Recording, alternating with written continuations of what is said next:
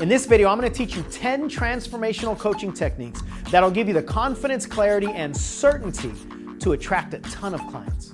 Now, this is for transformational coaching, not informational coaching. Nothing wrong with informational coaching, but that's not who I am and it's not what I teach.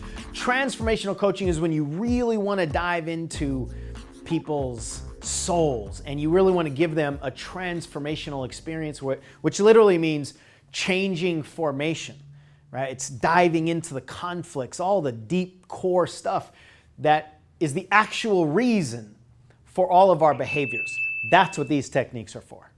All right, number one is not necessarily a technique, but it's a really important concept, which is you need to have a coaching framework. That A really bothers me. But the reason you need to have a framework is because there's got to be bumper rails. There's got to be a guideline for you as the coach, but also for the client. But with transformational coaching, what's important is that there's a lot of individual flexibility inside of the framework. However, if you just rely on individual flexibility and there isn't any set framework, then it's just easy for coaching sessions to get messy, and it's going to be really difficult for you to sell your coaching services unless you have like a high level pathway that you can illuminate for people. And having a coaching framework is one of the most critical elements to increase your confidence as a coach. Now, for most people, to get a framework, you need to have a certification. The certification will teach you the framework. My certification is all about deep, deep work. And I believe that a certification should really focus on humans. How do humans behave? What drives human patterns? Why do we sabotage ourselves, etc.? So if you're interested in that, I'll put a card up there and there's information down below in the description if you're interested in taking a look at our transformational framework. Number two, identify their model of the world. When you get into a coaching relationship, what too many people do is immediately start coaching. But you've essentially got to sit beside them on the couch of their life. And you want to first figure out, how are they viewing this thing? How are they viewing the world? How are they viewing themselves? How are they viewing other people? How are they interacting or engaging with their problems? Whatever the topic of the conversation is, whatever they want you to help them with, how are they relating to all of that stuff? I can't help you in the world unless I know how you view the world. And understanding your model of the world doesn't mean that I need to agree with your model of the world. That's another big mistake that a lot of coaches make, is they coach with their own agenda. Number three is something that we call sensory acuity. And what that means is where you use your senses to really lock on to your client or to your prospect. That means you want to use your visual senses. You want to really pay attention to what they're doing. People squirm a lot, or they use their facial muscles a lot, or sometimes they'll lean back or lean in or look up or look down. And all of those are clues as to what's going on inside their body. Now, if you can't see them, they're not on video or they're not in front of you, you want to really pay attention to the way they use their voice. If you listen to how somebody talks, you'd be amazed at what you can really pick up. You can pick up when they're smiling. You can pick up the rhythm of their language. You can pick up when they withdraw a little bit energetically or when they get more animated and activated. And what happens here is you fall into rapport with the client, which is one of the most critical elements of deep transformational coaching, especially if you're going to do coaching that might make people a little uncomfortable. You need to have rapport, and in my experience, the best way to have rapport is to be fully present. Pay attention with all of your senses, be in this state of wonder, and just try to fully understand as much as you can that person and how they're interacting with the world.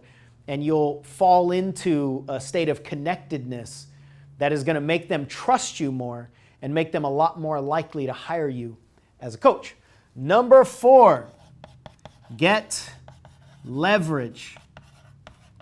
Leverage in a coaching context is essentially the reason why somebody would want to change now. Not why they might want to change later.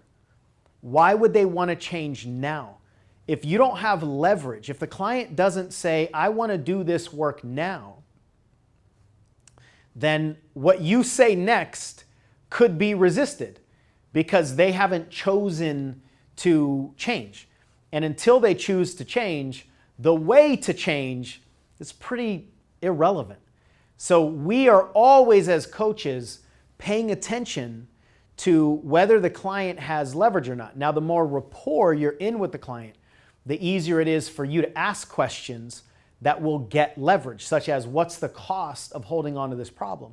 Or if you don't do anything about this, a year from now, what's going to happen? Where will you be in your life? Or who's watching you? That's a really good one with parents especially. Who's watching you and paying attention to how you're living your life or how you're dealing with confrontations or how you're dealing with tolerations. And a lot of times we explicitly ask, when do you want to make this change? And any version of now is what we're looking for. So we got to have leverage with deep work. Number 5. This might be a little hard to see from back there, but you want to be a language cop. You want to be so locked on to their language that you see the words in between the words, that you hear the things that they're not saying, that you're listening for the embedded questions that are inside their language. And most people speak unconsciously. Most people do not filter their language with a lot of conscious awareness. So language is the best place for us to identify belief conflicts, for us to identify rules that they might be living by according to the way the world works, for us to identify what their values are. It's the best thing to pay attention to because language will give you a direct road into their belief system. And since most people speak without a filter, they're not paying attention. They can't hide the energy and the emotions in their language. Even if they tried to, most of the time, they can't hide it. But most people are not trying to. So when you understand how human language is created and all the internal things, the values and the beliefs and all the stuff that's going on at a deep level that's driving human behavior, when you understand, it's like understanding the engine of a car. If you understand the engine of a car, then you're listening for the noises that the car makes.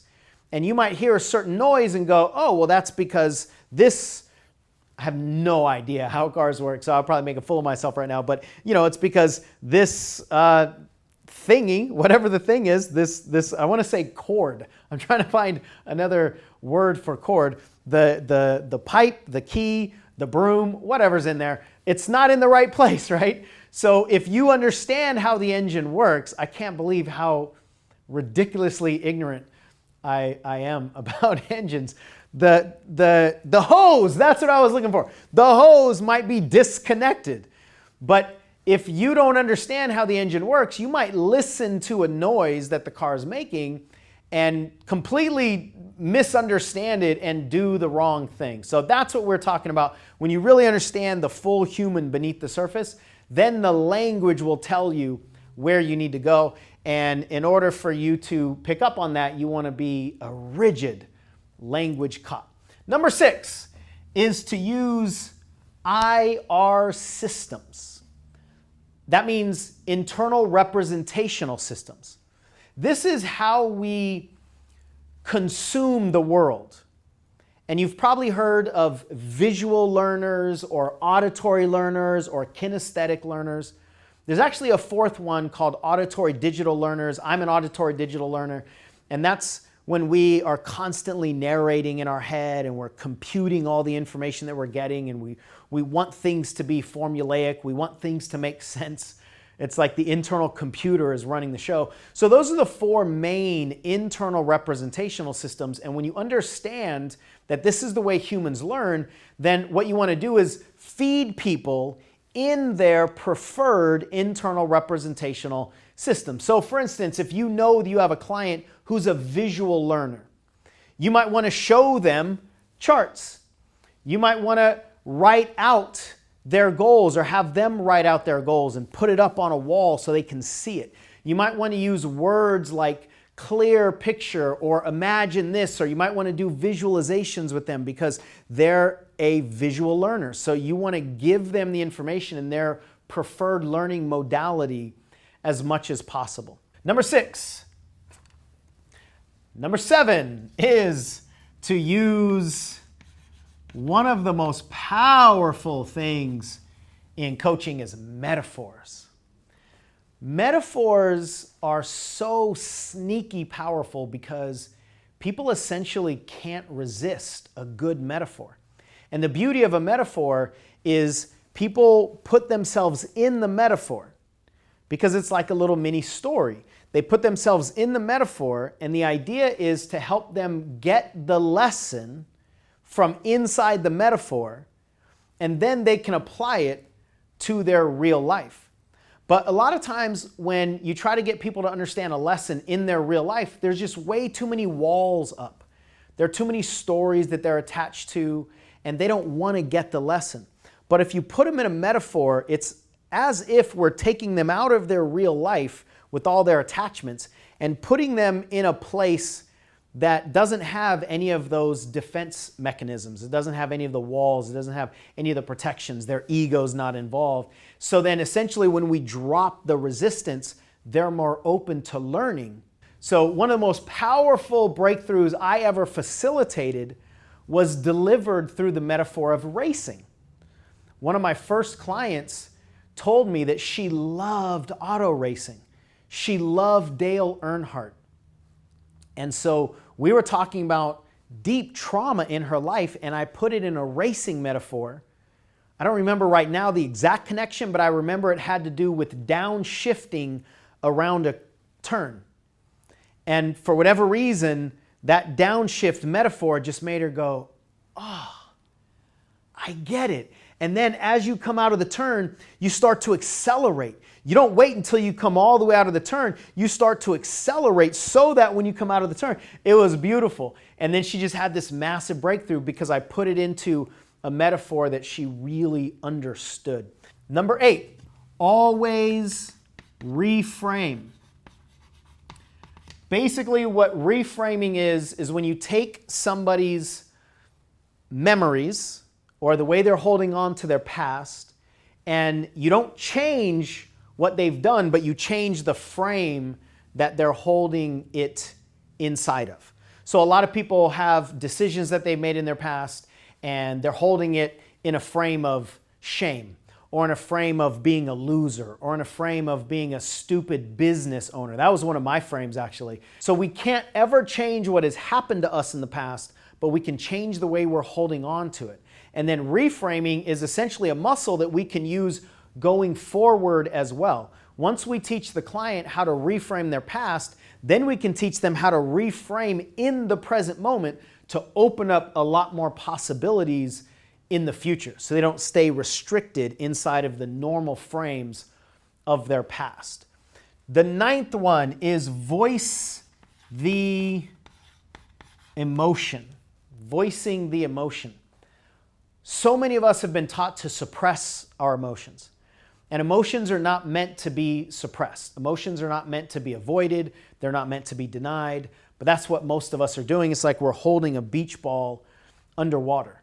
And that beach ball will come up. As soon as we get exhausted enough, the beach ball will come up. And that's where people lose all control of their emotions and they just go into this massive rage, or they just cry uncontrollably and they lose all sense of stability at an emotional level. It's because they don't have emotional control, and it's usually because they've been suppressing their emotions for so long. So some of the most powerful work we do as transformational coaches is to help people express their repressed or depressed or suppressed emotions.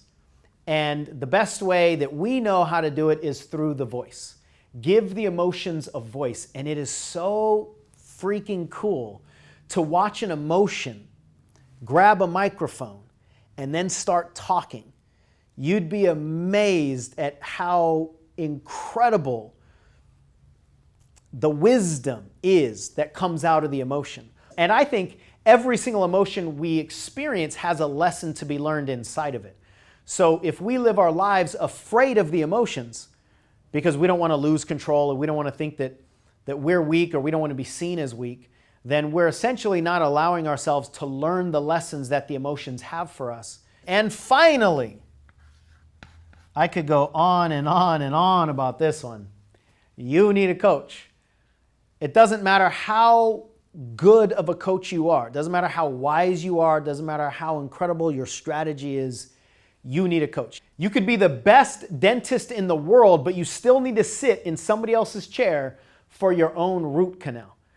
And the more coaching wisdom we have, I would say in my personal experience, the less qualified we are to coach ourselves.